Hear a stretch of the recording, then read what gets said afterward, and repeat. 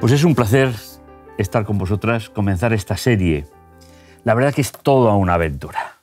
Así que os doy la más cordial bienvenida. Nos iremos conociendo a lo largo de la serie y seguro que pasamos extraordinarios momentos juntos. Seguro. Gracias por aceptar, gracias por estar aquí. Y vamos a comenzar con esa serie Escuela Sabática Viva, basada en el libro de los Hebreos. Va a ser toda una experiencia. Si os parece, comenzamos con una oración que nos va a servir como introducción a toda la serie, pero que será un momento especial para pedir que el Espíritu Santo pueda estar con nosotros. Oremos. Bendito bondadoso Dios que estás en los cielos, gracias Señor por tu amor, por tu misericordia. Qué precioso proyecto, Señor, has puesto en nuestras manos.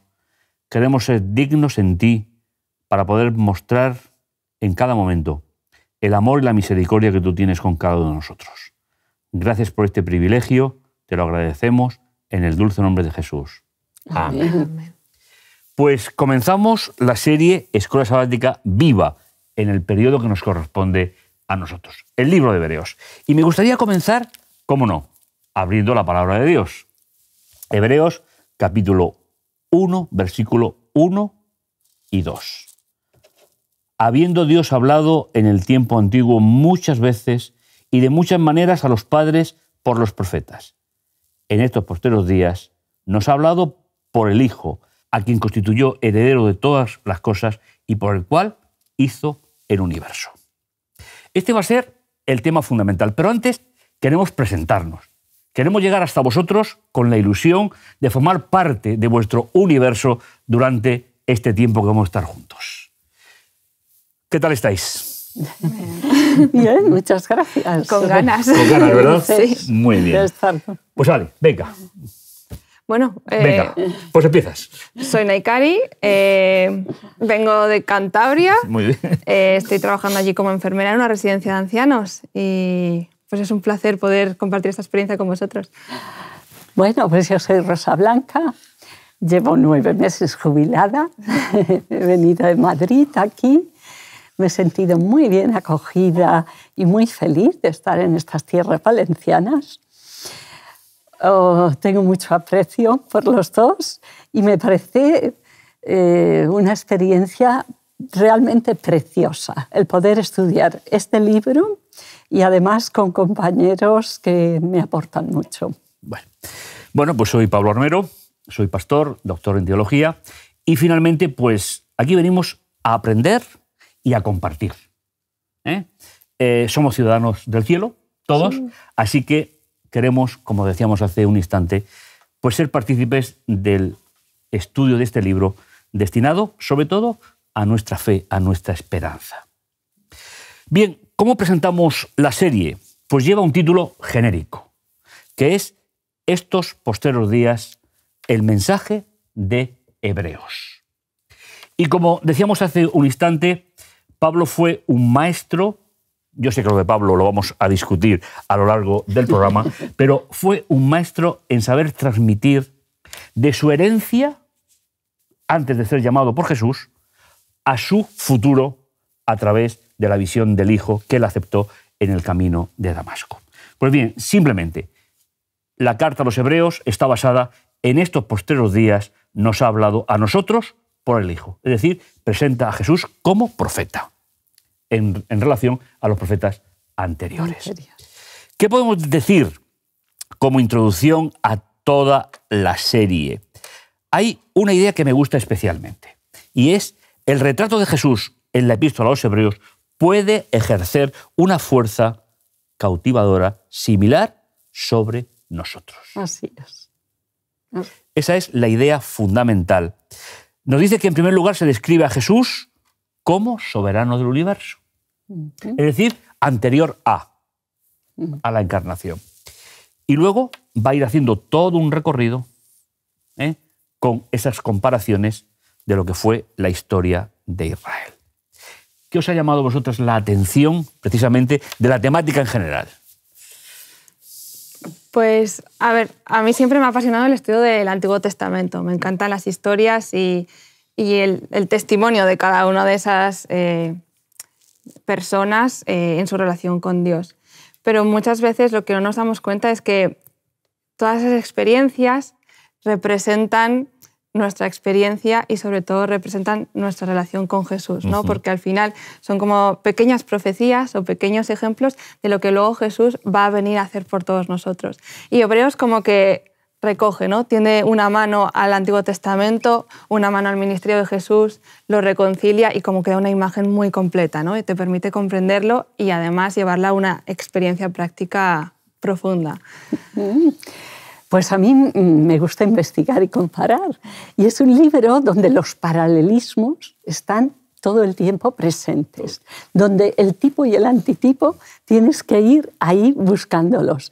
Y eso me ha gustado mucho, porque te hace pensar y te hace buscar qué significa esto en el Antiguo Testamento, qué significa en el Nuevo, qué significa para mí hoy. Porque no olvidemos que es la carta para nosotros, con lo cual tenemos que aplicarla a nosotros. Sí, esa comparación permanente en el libro nos hace revitalizar el pasado y dar sentido al presente, que es lo que Pablo está haciendo. Y esperar el futuro. Y esperar el futuro. Es decir, que es lo que más suele complicarnos la vida, ¿no? ¿Qué pasa con el futuro? Pues bien, el tema que estamos tratando como introducción general y el primero, la carta a los hebreos y nosotros. Es decir, que hemos hecho precisamente la introducción pensando seguramente en este título. Y hay un texto con el cual se comienza, del capítulo 10, versículo 36, que será el primero de los que vamos a ver en esta serie. Porque os es necesaria la paciencia, para que habiendo hecho la voluntad de Dios, obtengáis la promesa. A mí me ha llamado la atención las dos palabras fundamentales, paciencia y promesa. Creo que es la clave del libro de los... ¿Por qué? Me gustaría que hiciéramos un pequeño repaso de quién pueden ser los posibles destinatarios de la carta. Posibles.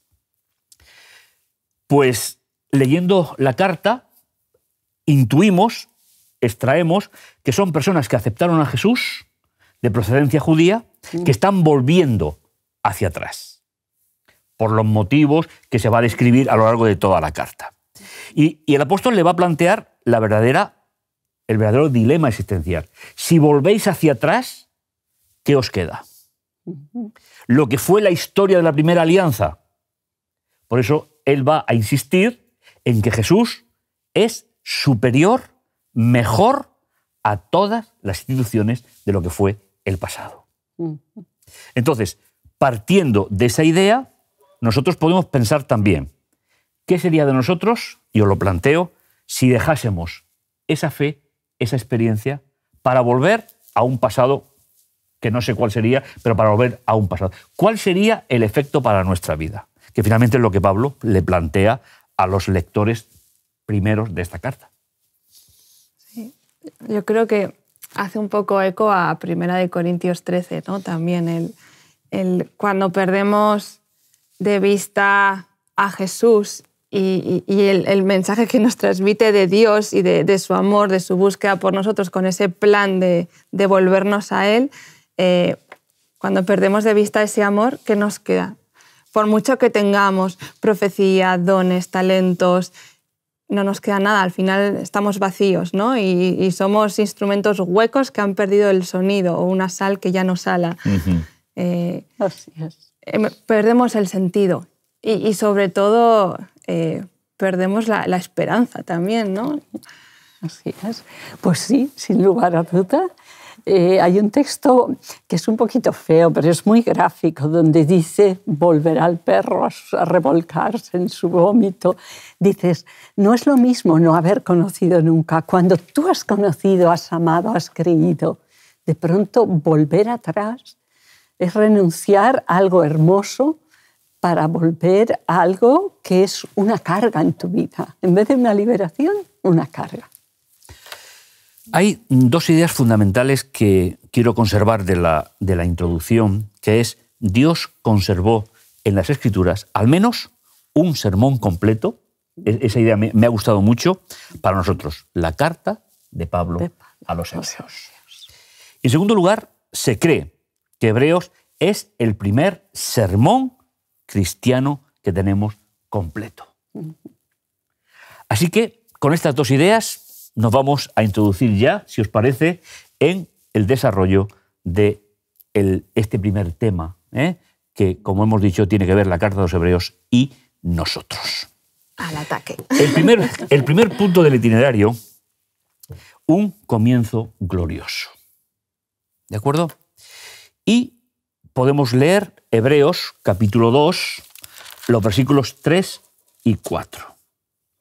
A Pablo le gusta mucho preguntar, pero preguntar para que los destinatarios den una respuesta.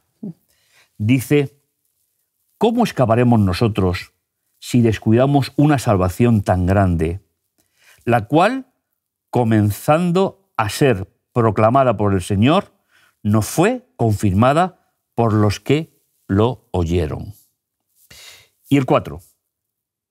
Testificando Dios juntamente con ellos mediante señales y prodigios y diversos milagros y repartimientos del Espíritu Santo conforme a su propia voluntad.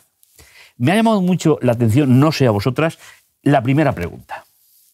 ¿Cómo escaparemos nosotros si descuidamos una salvación tan grande? ¿Qué os parece esa pregunta? Que no creo que sea retórica por parte de Pablo, ¿eh? Es muy concienzuda. Es muy concienzuda. La verdad es que apela a lo más profundo de tu ser. ¿Cómo escaparemos? Dices, después de haberlo tenido todo, qué necio tiene que ser alguien para dejarlo escapar de las manos. Pero es condición humana también, ¿no? Nos pasa en la vida cotidiana de queremos mucho cierto trabajo y cuando ya lo tenemos nos cansamos de él y empezamos a quejarnos de él. Lo mismo con la familia, etcétera, etcétera. Y hasta nos pasa con Dios y con los dones increíbles y la satisfacción que solo Él nos puede dar. Pero al final ahí, hasta en ese punto, necesitamos también ese milagro. Ese milagro, ¿no? Que Él nos ayude y que nos diga, no seas tonto, vuélvete a mí, que yo te redimí. Y es en el único en el que puedes obtener salvación y puedes obtener la paz. Por lo tanto, un comienzo glorioso, respondiendo a la pregunta de cómo escaparemos nosotros si descuidamos una salvación tan grande. Y continuamos con el itinerario. Pues sí, como decíamos, es condición humana muchas veces pues, perder la perspectiva, perder el sentido de lo que tenemos y dejar de valorarlo a ese punto. Y muchas veces esto es por las circunstancias que nos rodean. Y por el discurso que tiene Pablo en la Carta de Hebreos, vemos que las personas a las que se dirigen no son desconocedoras del sufrimiento, de la adversidad. Y lo va a repetir en otras de sus cartas, pero haciendo una diferencia entre qué es sufrir por Cristo y qué es el sufrimiento que este mundo de pecado nos puede traer e incluso nuestras propias decisiones y acciones, ¿no? Si vamos, por ejemplo, a 1 de Pedro 4, del 15 al 16, dice así, y bueno, lo voy a leer en una versión, la Nueva Traducción Viviente, que dice, sin embargo, si sufren, que no sea por matar, robar, causar problemas o entrometerse en asuntos ajenos. En cambio, no es nada vergonzoso sufrir por ser cristianos. Alaben a Dios por el privilegio de que los llamen por el nombre de Cristo. ¿Y qué es esto de sufrir por ser cristianos? ¿Qué diferencia hay entre un sufrimiento y otro? ¿Qué ideas se os pueden venir a la cabeza? Yo hablaría del objetivo del sufrimiento, ¿no? Por ejemplo, y de la satisfacción que te produce, no es lo mismo. Cuando es por Cristo, en el fondo de ti, pues dices, tengo todos los que me precedieron y esto es un privilegio, el poder llegar a sufrir por causa de Cristo. Sí, una de las ideas que da el autor del texto es muy probable que los lectores de Hebreos sufrieran verbal y físicamente a manos de turbas incitadas por los oponentes. Sí, y es curioso como algo como el Evangelio, que es tan positivo, que trae un cambio social tan bueno, ¿no? Pues el cuidar a los débiles, el preocuparse por unos, el ser una persona fiel, ¿no? Íntegra. ¿Cómo puede eso traer algo negativo a la vida de uno? El contraste que hace con la sociedad a veces, ¿no? Bueno, yo recuerdo ahora que estás hablando la integridad de Jesús. Eso Y mirar cómo fue su vida. Por ejemplo. Es decir, que entonces, a ver, la incomprensión no está separada de la fidelidad del creyente. A mí me parece que eso en la carta va a quedar bastante claro. Entonces, yo podría decir que el sufrimiento para el creyente tiene que ser un añadido. Es decir, que no cuente con que pueda controlarlo, sino que viene, ¿por qué? Por la incomprensión de las personas que no tienen esa visión. Y el ejemplo más claro es Jesús. Jesús sufrió por lo que no había hecho, ni por lo que no había pensado, ni por lo que iba a realizar. Y pasó eso. No es que yo vea en el sufrimiento un valor pedagógico, no. A mí sufrir no me gusta, pero lo que sí es cierto es que me une más a Dios, con lo cual pues forma parte de estar en este mundo. Sufrir forma parte de nosotros. Ninguna prueba es motivo de gozo, dice el apóstol en otro sitio. Pero realmente las pruebas, una vez las has pasado, te dan una fuerza, sin duda. Cuando nosotros tenemos que luchar por Cristo, pasa que tienes ímpetu, te hace estudiar más la palabra de Dios, afianzarte más en lo que crees, pero va pasando el tiempo. Y entonces Pablo les dice, ojo, que conforme el tiempo pasa, aparece un poco el síndrome del quemado. ¿Qué haces cuando el desgaste te hace mella? ¿Qué haces con ese desgaste? Tenemos ejemplos en la Biblia de personas consagradas que pasaron por estas pruebas, pues permitirme que os hable de algunos muy por encima. Por ejemplo, Juan el Bautista, cuando ya estaba en la cárcel un tiempito, llegó un momento que empezó ese desgaste a hacer mella. Oye, ir y preguntar si él es el que había de venir. No es que pecara ni que fallara, tuvo ahí una debilidad que enseguida remontó. Elías cuando se enfrentó al rey Acab, hizo matar a 450 profetas de Baal, 400 de Asera, y de pronto una mujer, la reina Jezabel, hizo que perdiera y se fue. Pero se remontó enseguida. Y permitidme que os hable que decía de Jesús. Jesús, como nuestro ejemplo, también tiene un momento clave, y es cuando baja de la transfiguración y se encuentra que los discípulos no han podido efectuar el milagro del endemoniado. Y el Padre dice, si puedes hacer algo, hazle. ¿Recordáis las palabras de Jesús que dijo? Dice, ¿hasta cuándo os he de soportar? Dice, generación incrédula y perversa. ¿Hasta cuándo he de estar con vosotros? Él no pecó jamás. Pero llega un momento que dices, oh, Dios mío, todavía más. Pues esto les pasaba a los hebreos. Y esto es lo que Pablo les dice, manteneos firmes. ¿Cómo mantenerse firme? No dejaros abrumar por esa aflicción. Eso pasará. Y bueno, viendo cómo Cristo, conociendo el propósito de su vida, teniendo claro su objetivo, salió adelante, venció. Y digo yo, ¿alguna otra ocasión? Sí. ¿Qué nos puede ayudar, Naikari? Pues ahora que has hablado de la historia de Elías, ¿no? Pienso el componente divino, ¿no? De llamarle a un retiro espiritual. Primero, dejarle descansar, satisfacer sus necesidades con la comida, el agua, y después ese encuentro personal, cara a cara con esa voz suave, ¿no? Que le recordó que no estaba solo. Y eso también es otro paso importante, ¿no? No estamos solos. Y como iglesia también ese es nuestro beneficio, ¿no? El poder apoyarnos unos a otros en nuestros desánimos. Híjole, Inés, ahora con lo que estamos pasando de COVID, que como iglesia nos hemos, ¿cómo decirlo?, no disgregado, pero sí que separado, ¿no? Estamos más informatizados que ya no podemos que invitar antes. a comer, o si lo hacemos es con mucho miedo. Los abrazos ya no los podemos dar, pero siempre vamos a poder animarnos los unos a los otros, recordarnos pues ese primer, esa experiencia con Jesús, cuando nos conquistó, cuando nos decidimos por Él, ¿no?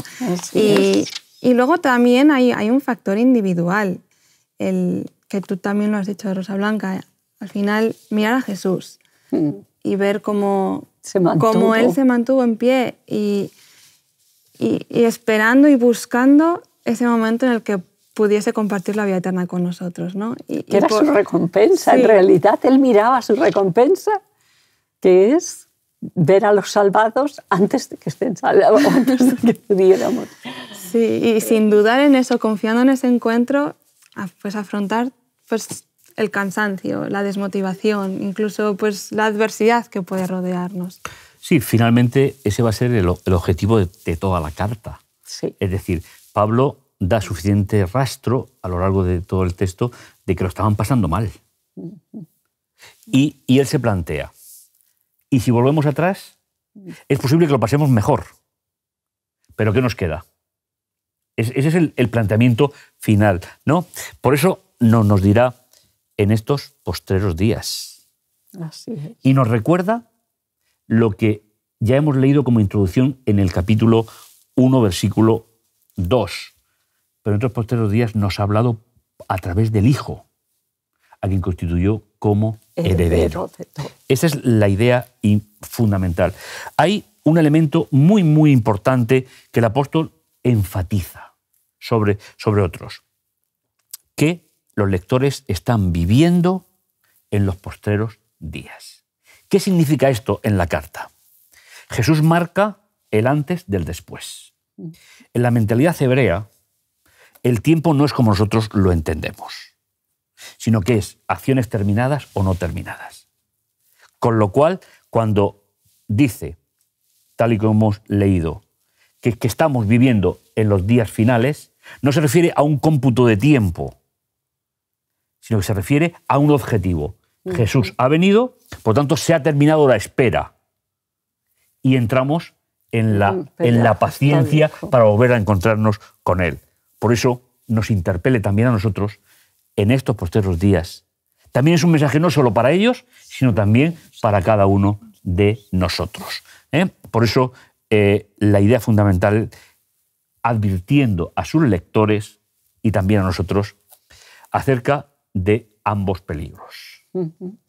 De desesperar y no saber enfrentar los momentos de dificultad. En primer lugar, los exhorta que se aferren a la confesión de fe. Tendremos tiempo de definir la fe a lo largo de toda la carta. Y fijen sus ojos en Jesús. Y el texto que nos da es Hebreos capítulo 4, versículo 14. Por tanto, teniendo un gran sumo sacerdote que ha traspasado los cielos, Jesús, el Hijo de Dios, retengamos nuestra profesión. Es decir, retengamos nuestra decisión. Creo que es una buena fórmula, no sé qué pensáis vosotras, pero es una buena fórmula para vivir el día a día sin desesperar y confiando independientemente de las circunstancias que estemos viviendo. Antes comentabas, Naikari, que es verdad que las circunstancias que hemos vivido, pero yo estoy convencido de que el Señor tendrá un proyecto para posteriormente a la situación y va a sacar mejor partido de lo que hemos vivido de lo que nosotros nos podemos pensar, porque siempre fue así. Sí. Así es. Siempre fue así. Y ahí está la frase tan famosa de Elena de White, ¿no? Dice, al repasar la historia pasada, puedo decir, alabado sea Dios. Claro, claro. Al ver lo que el Señor ha hecho, me lleno de admiración y de confianza en Cristo como director. No tenemos nada que temer del futuro, a menos que olvidemos la manera en que el Señor nos ha conducido y lo que nos ha enseñado en nuestra historia pasada. Amén. Bueno, pues estamos llegando al final de nuestro primer programa. Creo que hemos cumplido perfectamente los objetivos. Somos conscientes de la realidad, como tal vez ellos, los destinatarios de la carta, lo entendieron cuando recibieron el escrito de Pablo, Y finalmente vivimos en la segunda gran etapa del plan de salvación. Así es. No vamos a ser ni mejor ni peor que los que pasaron antes que nosotros. Pero tengamos fe, tengamos esperanza, pero sobre todo tengamos una espera inteligente del segundo encuentro con Jesús. Amén. Creo que es lo que realmente tiene que ver con nosotros. Hagamos un final, hagamos una conclusión final cada uno. A ver, ¿quién comienza a dar el final? O su final. Pues, por ejemplo, yo comienzo con Hebreos 10, 23, que dice: mantengamos firmes sin fluctuar la profesión de nuestra esperanza, porque fiel es el que prometió. Es Él. Si al final lo hace todo Él, Sí. Él es fiel y Él nos ha prometido. Así que... Nakari. Pues que no tenemos nada que temer del futuro, nada que envidiar al pasado, que para qué vamos a volver nuestra vista atrás intentando volver a rituales o estilos de vida que ahora los han venido al cumplimiento en Jesús, y podemos fijar nuestros ojos en Él, que es el autor y el consumador de nuestra fe. Pues yo resumiría. Para los desalentados hay un medio seguro: fe, oración y trabajo. Es lo que el apóstol va a proponer durante toda esta serie. Queremos invitar a nuestros seguidores y queremos compartir contigo la ilusión de lo que Jesús ha hecho con nosotros en la lectura de esta importante carta. No te lo pierdas, contamos contigo. Te invitamos a tener una experiencia más allá del sábado, convirtiendo tu unidad de acción en una iglesia hogar en donde la Biblia, la oración intercesora, la fraternidad y la testificación sean vuestro estilo de vida. Así experimentaremos un poder renovador en la Iglesia y en el cumplimiento de la misión. Suscríbete a nuestro canal de Hot Media para no perderte ninguna escuela sabática viva. Que Dios te bendiga.